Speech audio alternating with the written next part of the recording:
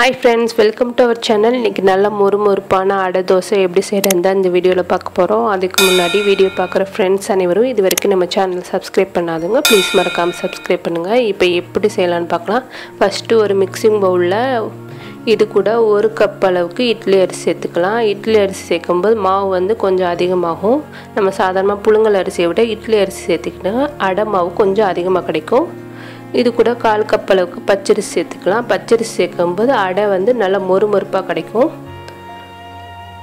அடுத்து இது கூட 1/2 கப் அளவுக்கு கடலைப்பருப்பு.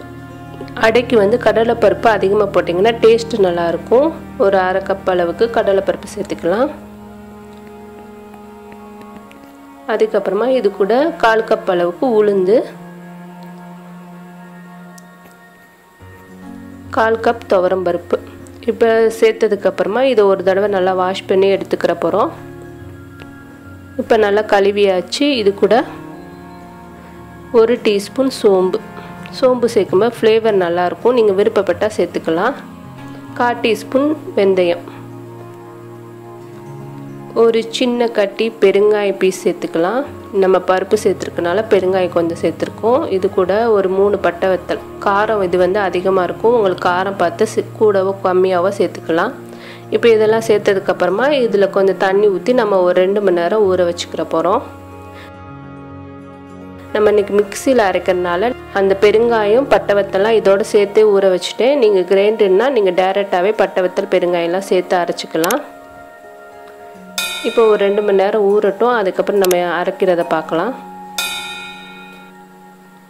இப்போ ஒரு 2 மணி நேரம் ஆயிடுச்சு. இப்போ பார்த்தீங்கன்னா பட்டை வத்தல் அந்த பெருங்காயெல்லாம் நல்லா ஊறி இருக்குது. இதை அப்படியே ஒரு மிக்ஸி ஜாரில் சேர்த்துக்கிற போகிறோம். இப்போ ஒரு மிக்ஸி ஜாரில் நம்ம ஊற வச்சிருந்த பருப்பை கொஞ்சம் சேர்த்து இது கூட தண்ணி சேர்த்து நல்லா குறுன பதத்துக்கு அரைச்சிக்கிற போகிறோம். அப்போ தான் அடை பார்த்திங்கன்னா நல்லா முறுமுறுப்பாக கிடைக்கும்.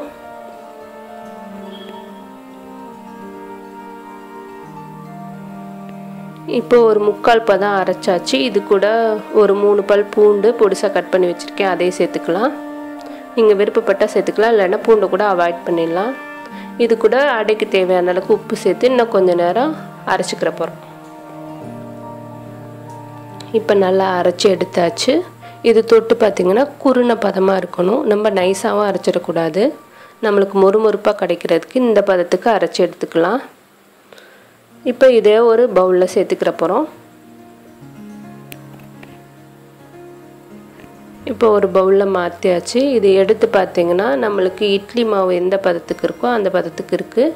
உங்களுக்கு கொஞ்சம் லேசாக தேவைன்னா இது கூட இன்னும் கொஞ்சம் தண்ணி சேர்த்து கூட ஊற்றிக்கலாம், இல்லைன்னா அப்படியே கூட நம்ம டேரெக்டாகவே தோசைக்கல்ல ஊற்றிக்கலாம். இப்போ தாளிக்கிறதுக்கு ஒரு கடாயில் 2 டேபிள் ஸ்பூன் கடலெண்ணெய் சேர்த்துக்கலாம். ஆயில் கொஞ்சம் சூடாகட்டும். இப்போ ஆயில் ஹீட் ஆனதுக்கப்புறமா ஒரு பெரிய வெங்காயம் நல்லா பொடிசாக கட் பண்ணி வச்சுருக்கேன். நல்லா பொடிசாக கட் பண்ணிக்கோங்க. அப்போ தான் நம்மளுக்கு தோசை சூடாகும்போது நம்மளுக்கு கரெக்டான ஷேப்பில் கிடைக்கும். இதை ஒரு 2 நிமிஷம் மட்டும் கலர் மாறாமல் வதக்கிற போகிறோம். அடுத்து இது கூட ஒரு 1/4 டீஸ்பூன் அளவுக்கு ஜீரகம் சேர்க்கும்போது ஃப்ளேவர் நல்லாயிருக்கும், டேஸ்ட்டும் நல்லாயிருக்கும். ஒரு 1/4 கப் அளவுக்கு தேங்காய் வந்து குட்டி குட்டி பீஸாக கட் பண்ணி வச்சுருக்கேன். தேங்காயோடு சேர்த்து அடை சாப்பிடும்போது டேஸ்ட்டு சூப்பராக இருக்கும். ஒரு தடவை ட்ரை பண்ணி பாருங்கள். இப்போ இந்த தேங்காவும் சேர்த்துக்கலாம். இது கூட ஒரு பச்சை மிளகா கட் பண்ணி வச்சுருக்கேன், அதையும் சேர்த்துக்கலாம். அடுத்து ஒரு கை அளவுக்கு கருவேப்பிலையும் கொத்தமல்லியும் பொடிசாக கட் பண்ணி வச்சுருக்கேன். இதெல்லாம் சேர்த்துட்டு கலர் மாறாமல் ஒரு 2 நிமிஷம் மட்டும் வதக்கிற போகிறோம். வதக்கிட்டு இதை எடுத்து ஆற வச்சுட்டு நம்ம அடை மாவில் சேர்த்துக்கலாம். இப்போ நல்லா ஆறுனதுக்கப்புறமா அடை மாவோடு சேர்த்துக்கோங்க. சேர்த்துட்டு ஒரு தடவை நல்லா மிக்ஸ் பண்ணி விட்டுக்கலாம். இப்போ நல்லா கலந்ததுக்கப்புறமா நம்ம அடுத்த அடை செய்கிறதுக்கு ஒரு தோசைக்கல்ல கொஞ்சம் ஆயில் சேர்த்துட்டு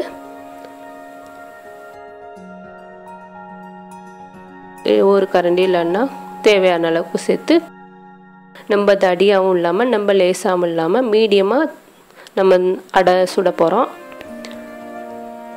இதுக்கு மேலே லைட்டாக ஆயில் தடவிட்டு ஒரு மூடி போட்டு ஒரு 5 நிமிஷம் அடுப்பை சிம்மில் வச்சு வேக வச்சுக்கலாம். இப்போ ஒரு சைடு நல்லா வெந்துருச்சு. இதை திருப்பி போட்டுக்கலாம். இப்போ திருப்பி போட்டதுக்கப்புறமா இது கூட இன்னும் கொஞ்சம் ஆயில் சேர்த்து இன்னும் கொஞ்சம் நேரம் வேக வைக்க போகிறோம். இப்போ 2 சைடுமே நல்லா வெந்துருச்சு. இதே மாதிரி எல்லா அடையும் ரெடி பண்ணிக்கலாம். இப்போ நம்மளோட அடை ரெடி ஆயிடுச்சு. இது கூட தேங்காய் சட்னி வச்சுருக்கேன். அது போக நாட்டு சக்கரை வெல்லம் வச்சு சாப்பிட்டிங்கன்னா டேஸ்ட்டு சூப்பராக இருக்கும். நல்ல மொறுமொறுப்பாக இருக்கும். கண்டிப்பாக இதை ஒரு தடவை ட்ரை பண்ணி பாருங்கள். பிடிச்சிருந்தா லைக் பண்ணுங்கள், ஷேர் பண்ணுங்கள். மறக்காமல் நம்மளோட சேனலுக்கு சப்ஸ்கிரைப் பண்ணுங்கள். தேங்க்யூ.